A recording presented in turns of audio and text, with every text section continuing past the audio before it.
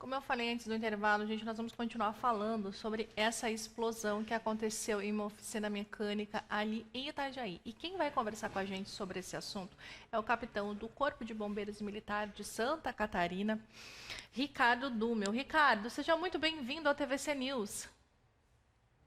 Muito boa tarde, muito obrigado aí pela recepção. Estamos à disposição aí para ajudar o que for necessário sempre aí. Ricardo, que situação que aconteceu ali naquela oficina de motos em Itajaí, né? O caso chamou muito a atenção pela proporção e também pelo estado que as vítimas ficaram. Exato, exato. Ainda a gente não tem a informação precisa do que aconteceu, né? Mas ao que tudo indica, houve realmente uma explosão em um latão que eles tinham lá com provavelmente devia ter alguns restos de combustível, de óleo, né? Então, quem sabe uma faísca possa ter gerado essa explosão, que acabou gerando um incêndio posteriormente. E o pior foram as vítimas, né, que tiveram bastante parte do seu corpo queimadas. Ricardo, você sabe dizer para nós aqui se no momento em que começou esse incêndio, o proprietário ou alguém que estava ali na oficina já conseguiu usar o extintor? Porque todos esses comércios, eles precisam ter, né, o extintor, é feito vistoria. Então, o proprietário precisa ter esse equipamento. Será que ele começou a fazer a prevenção aí desse incêndio? Tentou apagar com o extintor que ele tinha ou foi a população mesmo que conseguiu entrar em contato com o corpo de bombeiros e o corpo de bombeiros que fez, que apagou esse incêndio total ali? Na verdade, a questão do incêndio em si, a gente não acabou não atuando muito, porque quando a gente chegou, os populares já estavam fazendo, não sei se era alguém que trabalhava no local, mas algumas pessoas já estavam fazendo uso dos extintores, né, para fazer esse combate. A edificação estava regularizada perante o Corpo de Bombeiros Militar, então com atestado certinho, vigente, e com certeza foi já muito importante para a edificação em si, né, fazer esse uso dos sistemas preventivos. Então foi já uma parte que a gente não se preocupou muito quando chegou no local, a gente se preocupou mais com as vítimas. Tanto que também já chegou o SAMU junto, né? Foram acionados o SAMU também para essa ocorrência, que tem a questão do médico embarcado, então facilitou o atendimento aí. Ricardo, nesses momentos em que a gente percebe a importância do local ter um extintor de incêndio, né? Porque muitas vezes as pessoas têm um extintor, mas às vezes não sabem nem usar, não cuida da data de validade para ver se está dentro do prazo, não sabe se aquele extintor é para aquele tipo de incêndio, porque cada extintor tem uma especificação também, né? Exato, exato. Mas o extintor, o que as pessoas têm que saber é que ele está ali para ser utilizado, independentemente de qual tipo de extintor. Se a pessoa presenciar e tiver a possibilidade de utilizá-lo, a intenção é para a população, para quem usa aquele imóvel, utilizar os sistemas preventivos. E nesse sentido teve uma atuação precisa, né? Infelizmente o que ocasionou as queimaduras realmente foi a explosão, que é uma coisa muito repentina, e torcer que esses dois masculinos aí se recuperem e, e voltem às suas rotinas aí. Aí, Ricardo, e como que foi esse atendimento aí que foi prestado às vítimas? Porque no primeiro momento, né, a gente viu ali que os populares já tinham tirado, né, eles já estavam fora ali do estabelecimento, mas é extremamente delicado isso, né? Porque até a gente sabe que uma queimadura simples que você tenha no corpo não é de qualquer maneira que você pode cuidar e não é qualquer coisa que você pode fazer logo de imediato depois da queimadura. E eles tiveram quase que 100% do corpo queimado, é isso mesmo? Exato, exato. O adolescente ali teve 90% do corpo queimado aproximadamente e o adulto 70%. É muito, né? É bem complexo, né, a situação. Como a primeira ambulância que chegou, as primeiras foram do SAMU, eles já começaram o atendimento e pelo que me repassaram depois, eles é, hidrataram bastante os pacientes, as vítimas, né? Campo operatório com bastante soro, então foram hidratando ali todos os tecidos aí, o corpo das vítimas. E daí, posteriormente, foi encaminhada para o hospital o mais rápido possível.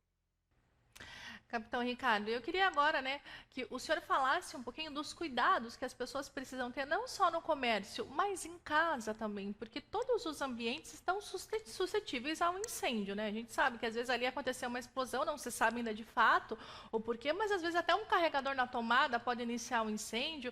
São coisas do nosso dia a dia que nós temos em casa também. Não, com certeza. Uma coisa que eu incomodo bastante a minha esposa é que ela fica mexendo no telefone quando ele está carregando. Então, claro, a gente não vê muitos acidentes e incidentes nesse sentido, mas já aconteceram. Então, tem que ter cuidado. Eu tenho filha pequena em casa também, mais um cuidado que a gente deve ter, tentar deixar o nosso ambiente o mais seguro possível, né?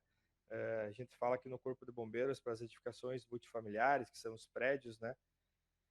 Que as pessoas tenham cuidado da questão das instalações elétricas, ter uma revisão a cada certo período, mas as casas unifamiliares, né, que é uma família apenas que mora, né, no local, o bombeiro não fiscaliza. Então, cabe cada um tomar o seu cuidado, né, verificar essa parte elétrica aí com certa frequência, né, ver se está tudo certo. Quando sair de casa, tirar as coisas da tomada. Então, são alguns cuidados simples aí que a gente pode ter para evitar algum dano maior.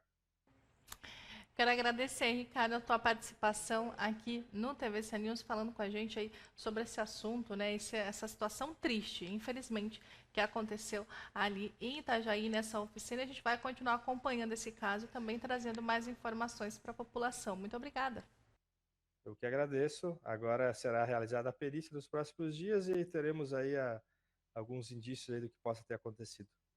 Agradeço. Precisando da gente, 193. Nós agradecemos também a sua participação. O Corpo de Bombeiros Militar de Santa Catarina, que está sempre trazendo informações aqui para nós, são os nossos parceiros aqui na TVC News e na TVC Panorama. Gente, o que o capitão estava falando ali, a questão, né, de usar o celular carregando, a gente sabe que isso precisa ser feito com muita cautela. O celular está carregando, deixa ele carregando, não fica mexendo nele. São raros os casos, mas infelizmente a explosão aí do celular, ela pode sim, de fato, acontecer.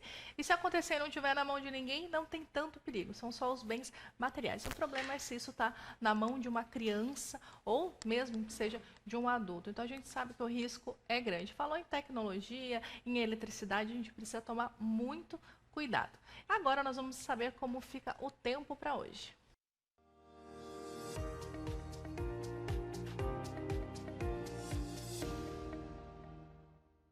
Na terça-feira, a frente fria se afasta lentamente de Santa Catarina, mas ainda mantém a cobertura de nuvens do centro ao leste do estado e favorece a ocorrência de chuva fraca e isolada no litoral e áreas próximas.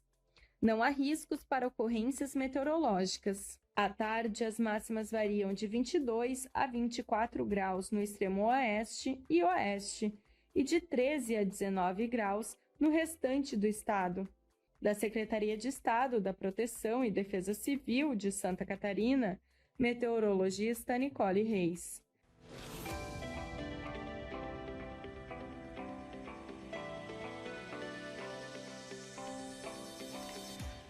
Já está aqui no estúdio ele, Saul Carvalho. Seja muito bem-vindo ao TVC News, Saul.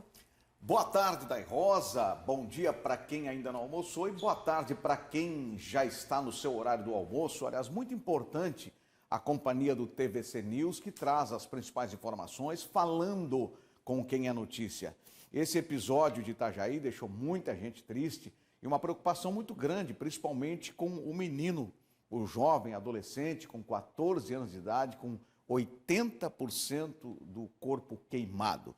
De fato, local de trabalho requer um certo cuidado, principalmente quando lida com combustíveis, motores, essas coisas todas.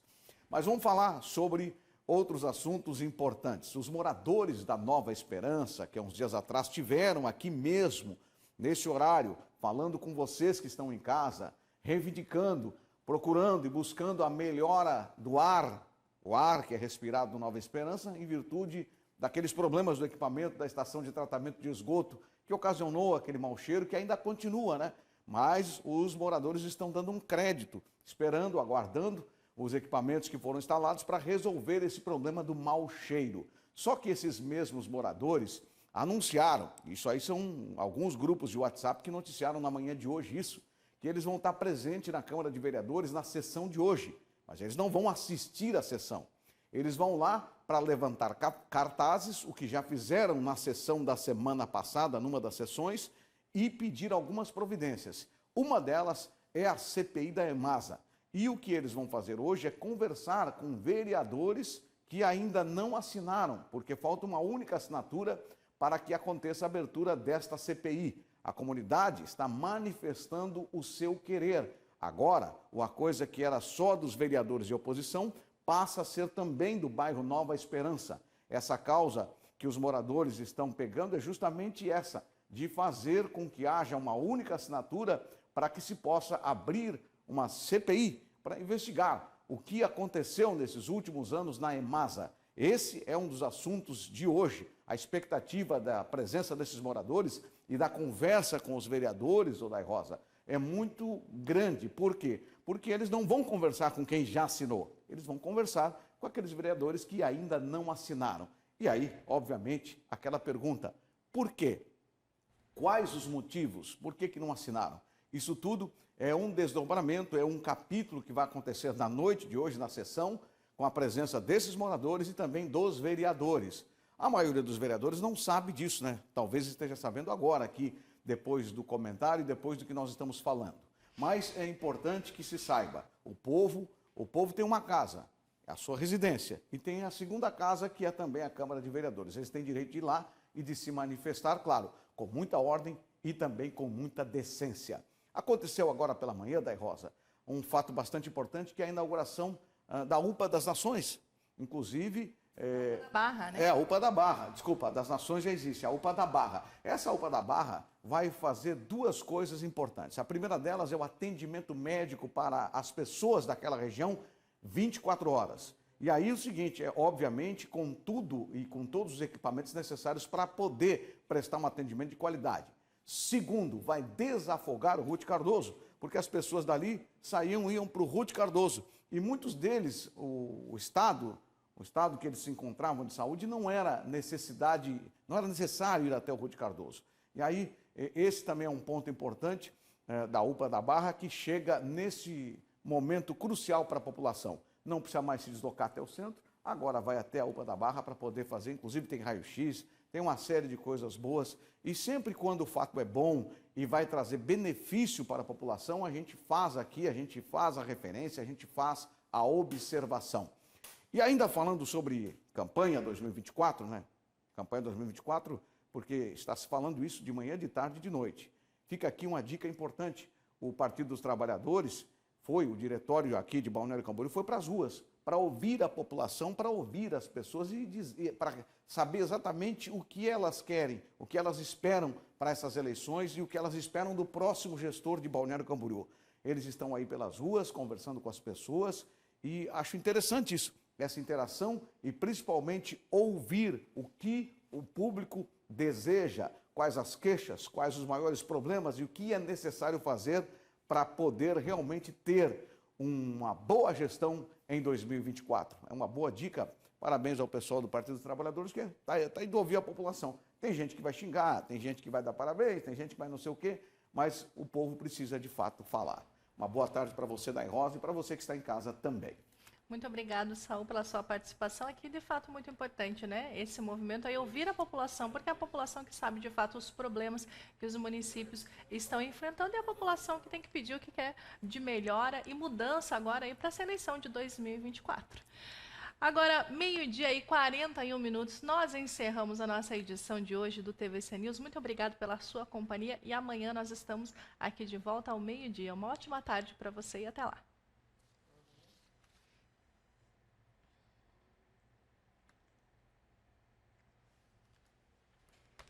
Música